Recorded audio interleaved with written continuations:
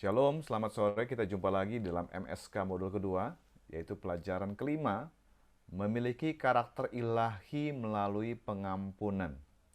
Karakter adalah sifat. Nah, bicara soal karakter ilahi berarti kalau kita mengampuni, kita akan punya karakter seperti Allah, yang adalah mau mengampuni. Nah, saudaraku, Tuhan Yesus mati di kayu salib adalah untuk menembus dosa kita.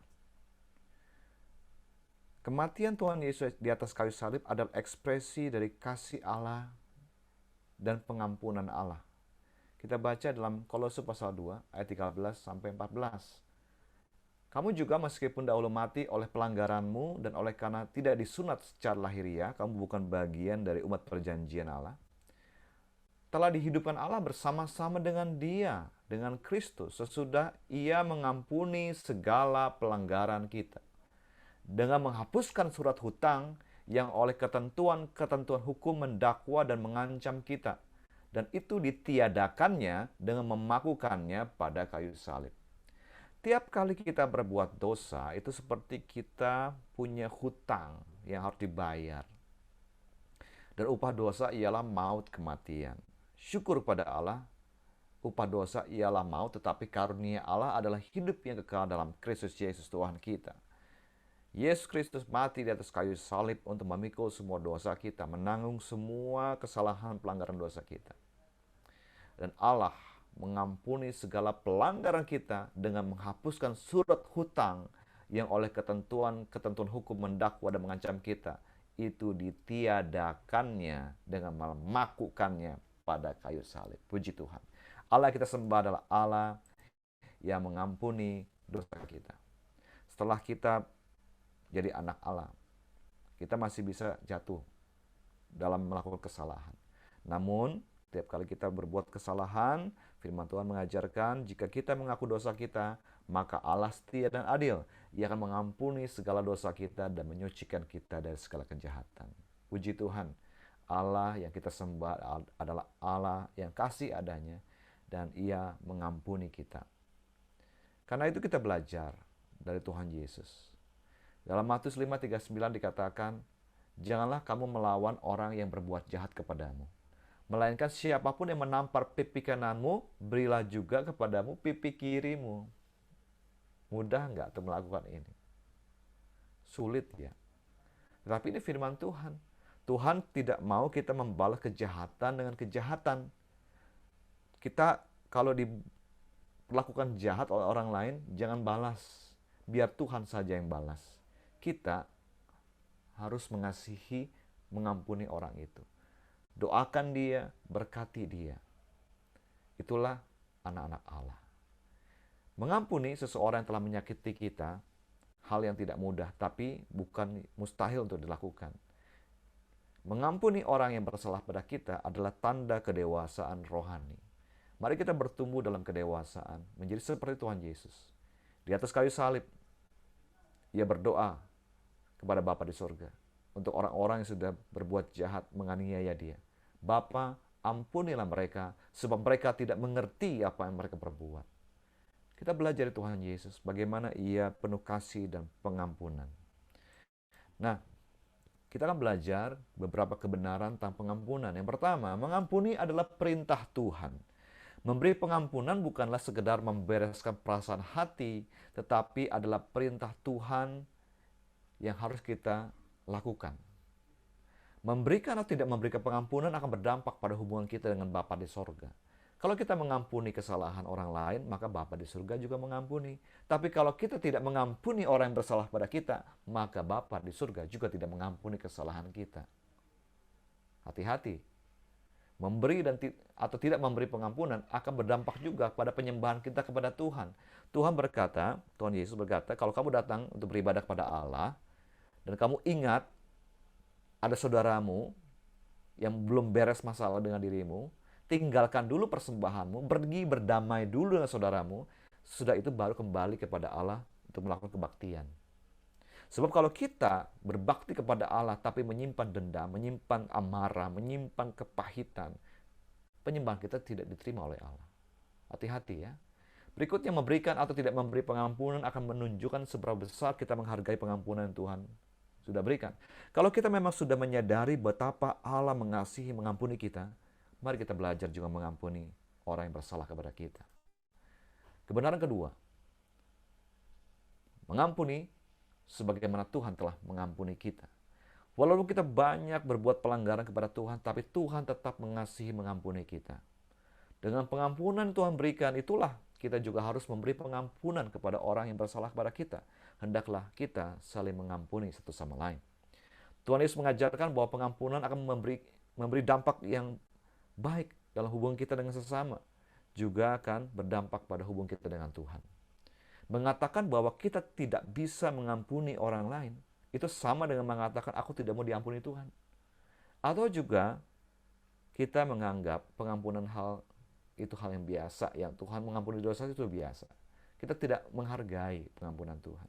Kalau kita sudah belajar untuk mengalami, menyadari pengampunan Tuhan berikan begitu besar, maka kalau ada orang bersalah pada kita, mari kita belajar. Sebagaimana Tuhan telah mengampuni saya juga mengampuni orang lain yang bersalah pada saya. Kebenaran ketiga tentang pengampunan. Mengampuni berpengaruh kepada kesehatan rohani dan mental kita. Orang yang tidak mau mengampuni kesalahan orang lain beresiko menumpuk kepahitan dalam hidupnya.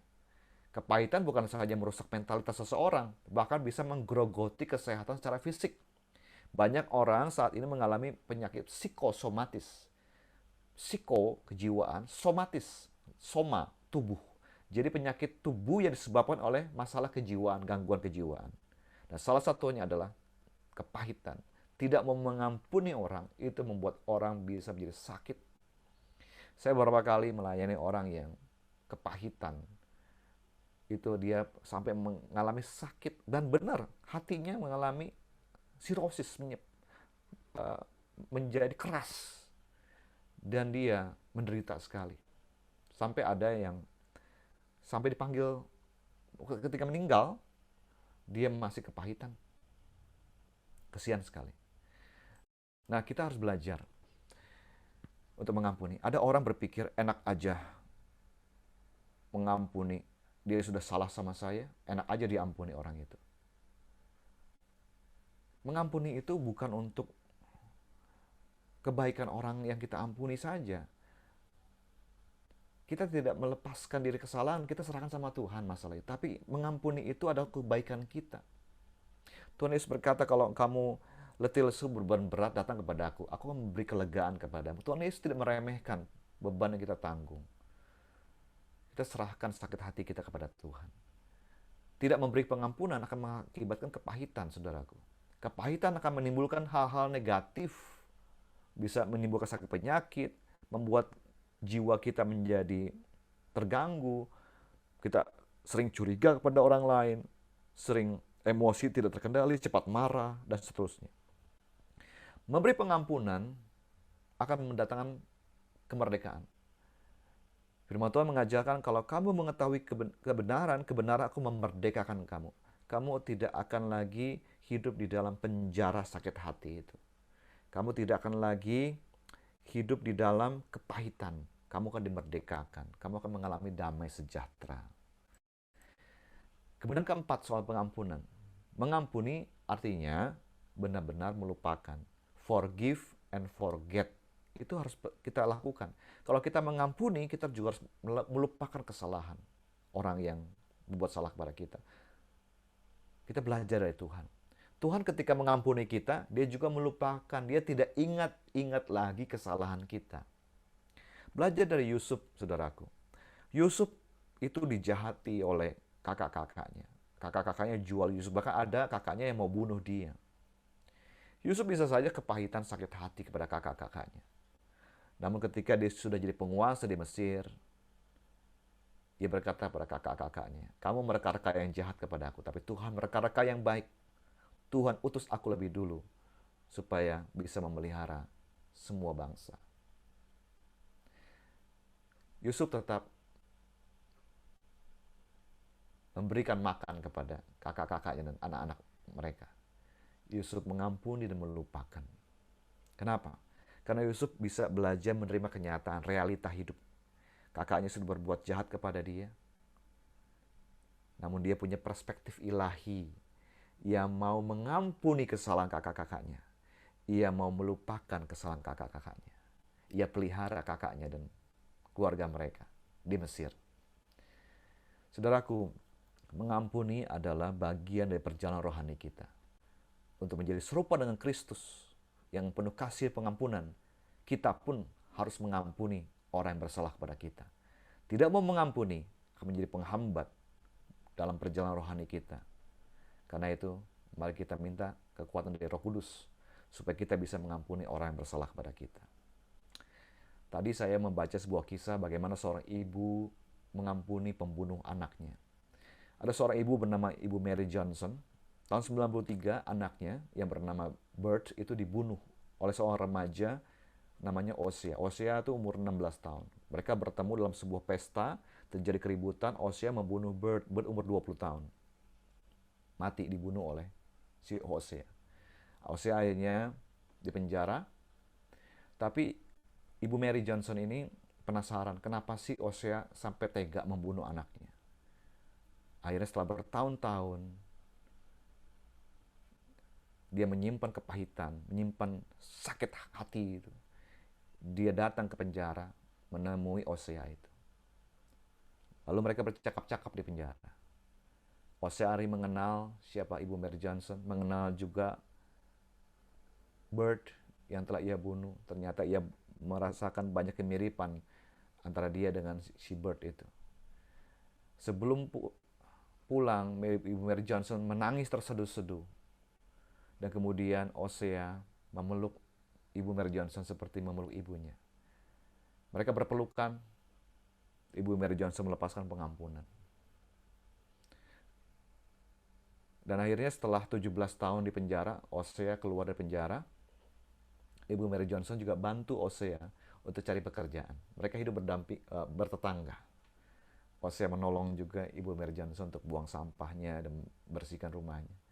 Mereka hidup hanya dalam saling mengampuni satu sama lain.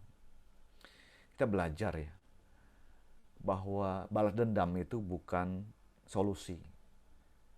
Kasih dan pengampunan itulah solusi. Osea sudah membunuh Bert dan dia tidak pantas, tidak layak untuk diampuni.